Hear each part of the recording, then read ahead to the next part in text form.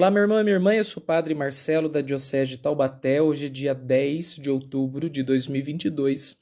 Vamos lembrar o que nós ouvimos ontem na missa, quando celebrando o 28º domingo do tempo comum. Ouvimos no Evangelho que Jesus curou 10 leprosos, mas apenas um deles voltou para agradecer. Vamos meditar sobre a gratidão, que é uma atitude fundamental na vida cristã. Bora refletir.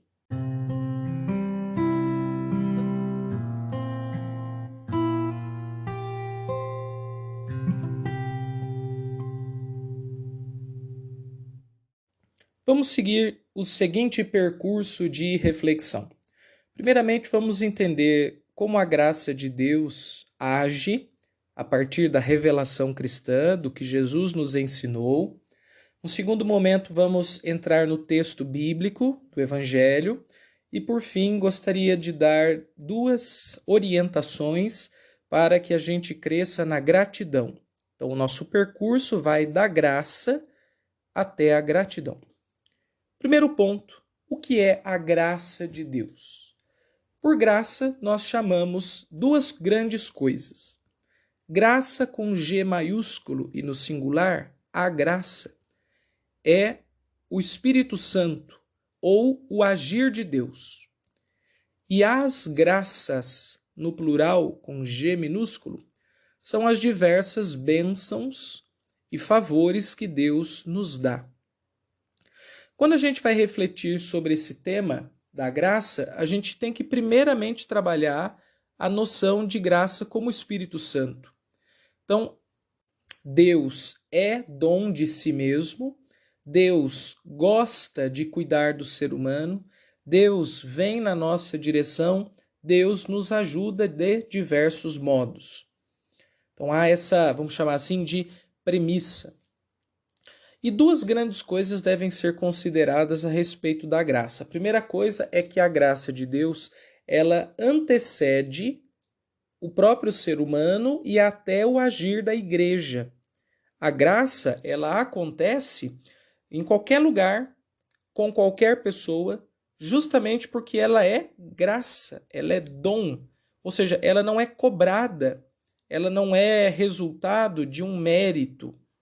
É claro que na medida em que a gente se esforça na vida espiritual, a gente vai se abrindo mais à graça. Mas a graça não é uma paga pelo nosso esforço espiritual. Nós não somos pelagianos. O pelagianismo é a doutrina que acredita que nós nos santificamos e merecemos o céu e ganhamos favores de Deus pelo que nós fazemos, pelo nosso próprio dom, talento e mérito, e não por graça. Talvez a palavra gratuito explique muito isso. O amor de Deus é gratuito. Independentemente de quem chegar próximo de Deus, ele será gratuito. Um texto da Sagrada Escritura vai dizer: Deus faz chover sobre bons e maus, e faz o sol nascer sobre justos e injustos. Então veja, tanto o sol como a chuva representam graças, dádivas, necessidades do ser humano. O sol que faz o dia, que nos permite trabalhar, que permite as plantas crescerem, que ilumina os nossos caminhos. E a chuva que hidrata a terra, que lava o nosso povo, que dá água para beber, que refresca o calor. Tanto o sol como a chuva são para bons e maus, justos e injustos. Assim é a graça de Deus. Ela vem antes de qualquer mérito humano e ela vem antes de qualquer agir da igreja. Quando a igreja chega em um lugar para evangelizar, imaginemos, por exemplo, uma terra de missão. Antes do missionário chegar, o Espírito Santo já estava lá. No livro dos Atos dos Apóstolos, disse nesses termos: que os apóstolos chegaram num determinado lugar, Pedro chegou num determinado lugar, e lá ele viu que o Espírito Santo já estava agindo mesmo antes daquele povo ter recebido o batismo. O Espírito Santo antecede, a graça vai antes. Então, duas grandes coisas são essas. A graça antecede e, segundo, a graça é para todos, independentemente de mérito. Na verdade, é a graça que vai produzir mérito. A graça é que vai dar dom, carisma, vida nova, santidade para que o mérito apareça, e não o contrário. Veja, como aquela passagem que diz que quem está em Deus é como uma árvore plantada na beira de um riacho. Então, a graça é o rio, que ele vai dar à árvore as forças para que ela possa frutificar. Isso é a graça de Deus. E o que tem a graça de Deus a ver com o texto de ontem? Bem, segundo ponto da minha reflexão, então.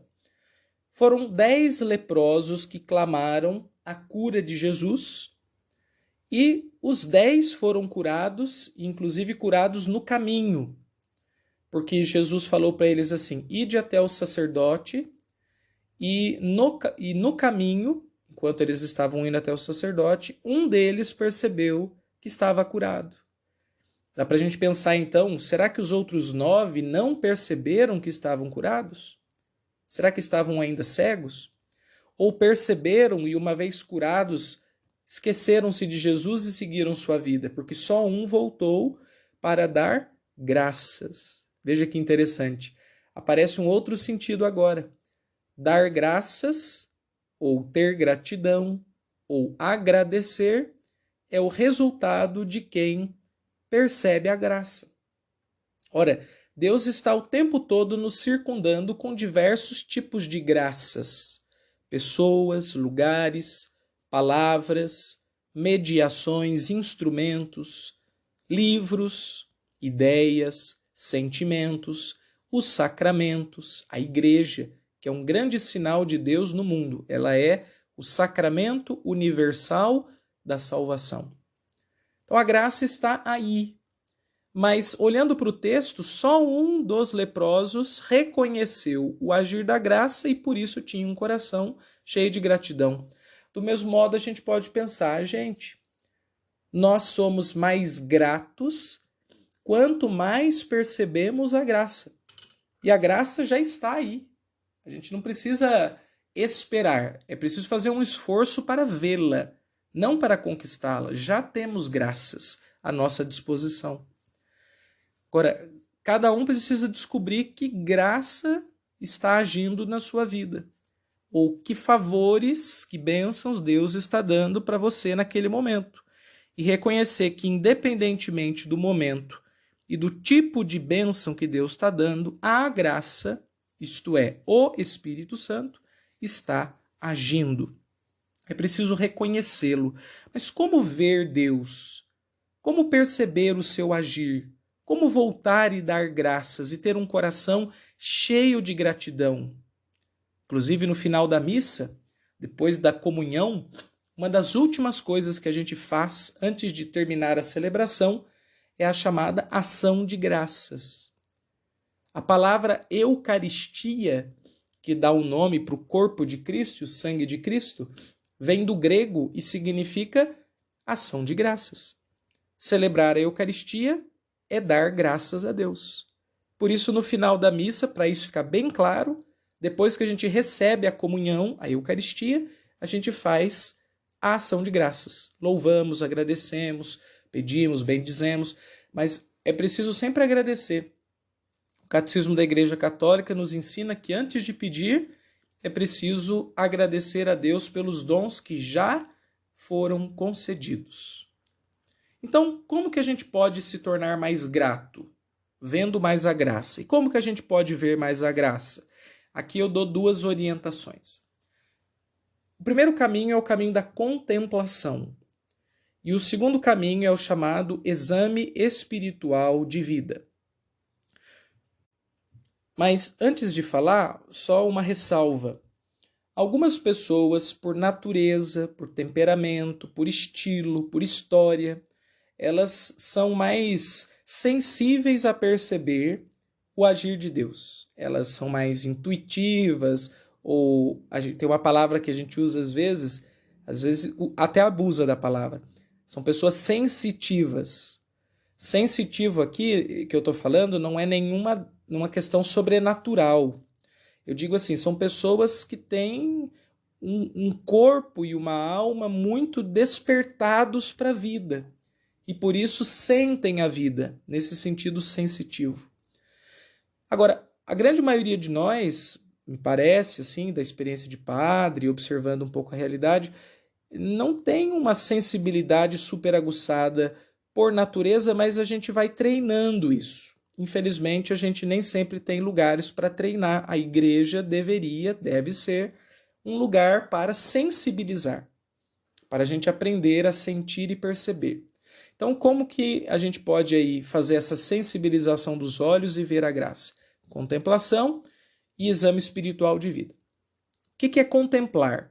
Contemplar é ver, é enxergar, é perceber, é deter-se sobre, é dar tempo e atenção.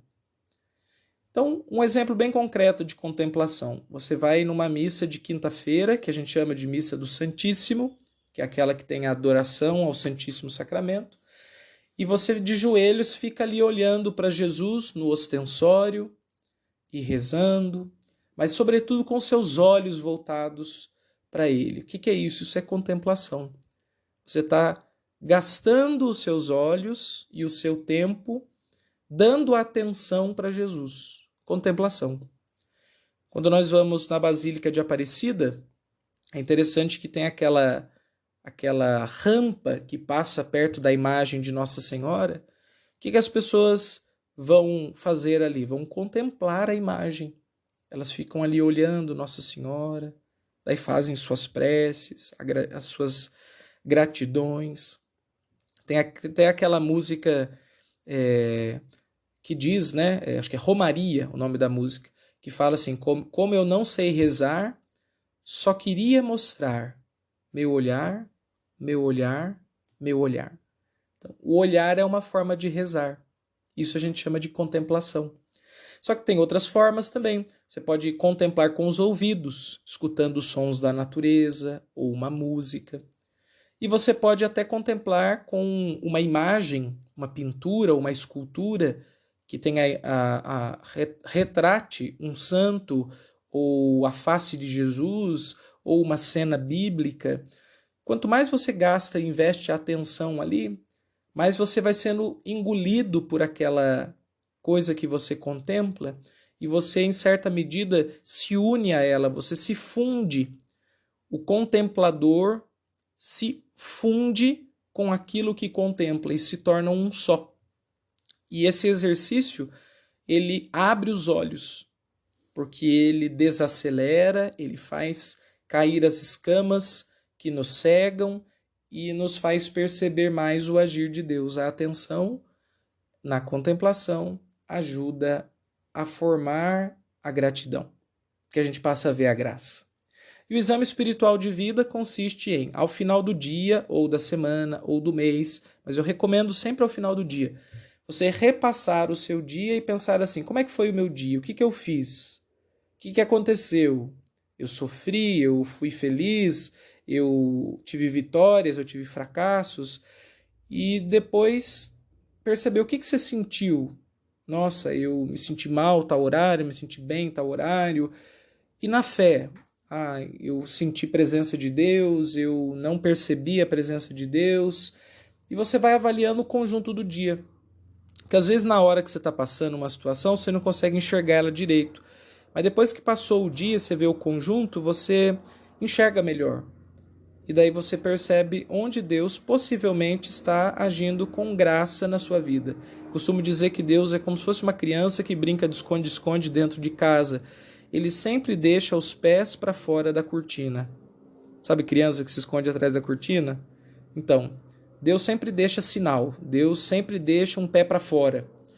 E quando a gente faz o exame espiritual, é como se a gente estivesse olhando na casa para encontrar esse pé para fora de Deus. E é possível achá-lo, sim. Com um pouco de treino, um pouco de exercício, com uma dose de atenção na revisão do seu dia, você pode encontrá-lo. Então é isso, meus irmãos. Deus nos enche de graça. Somos agraciados de muitas formas, mas nem sempre somos gratos. Vamos formar a gratidão? Vamos preparar o nosso coração para voltar como aquele leproso que voltou e bendizer a Deus? Para isso, vamos nos exercitar. Contemplação e exame de vida.